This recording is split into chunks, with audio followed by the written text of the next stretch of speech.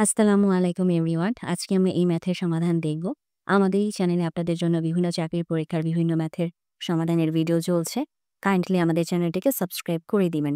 তো চলুন এখন আমরা আমাদের আজকের ম্যাথের সমাধানে নেমে পড়ি। এখানে বলছে যে দুটি সংখ্যার গুণফল ৩০৭২ এবং লসাগু ৯৬ হলে গসাগু কত? আমরা জানি একটি সূত্র আছে দুটি সংখ্যার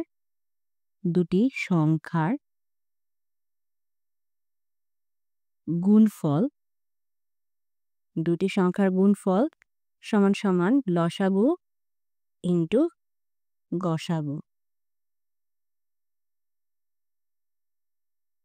দুটি সংখ্যার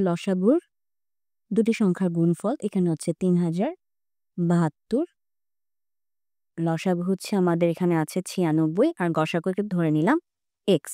তো এখন যদি আমরা এক্স এর মানটা বের করতে চাই, যেটা হবে ৩০৭২ ভাগ ৯৬, সেটা হবে হচ্ছে আমাদের ৯৬কে ৩০৭২ দিয়ে ভাগ করলে, মানে ৩০৭২কে ৯৬ দিয়ে ভাগ করলে হবে হচ্ছে আমাদের 32।